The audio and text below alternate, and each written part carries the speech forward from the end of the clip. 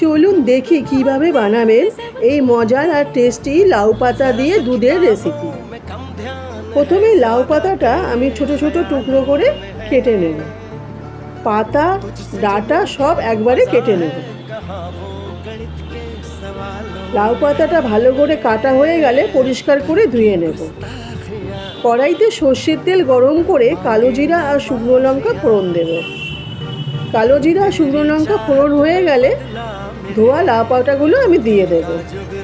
তার মধ্যে নুন, হলুদ, সামান্য পরিমাণে চিনি, কয়েকটা চেরা কাঁচা লঙ্কা দিয়ে আমি একটু নাড়াচাড়া করে নেব।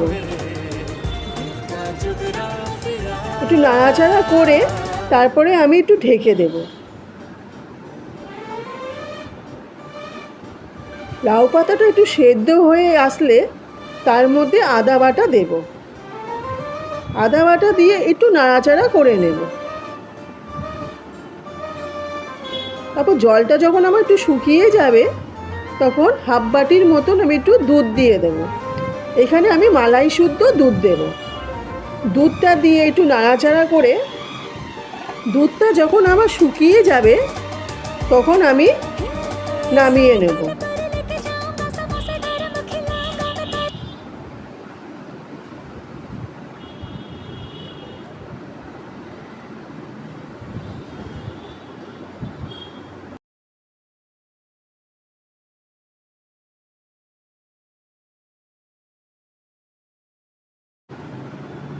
লাউ পাতাটা নামানো হয়ে গেলে তার মধ্যে 1 চামচের মতন আমি ঘি দিয়ে ওপরে ছড়িয়ে দেব।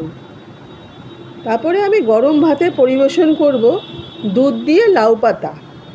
এই রেসিপিটা একবার করে দেখবেন, খুব ভালো হবে খেতে।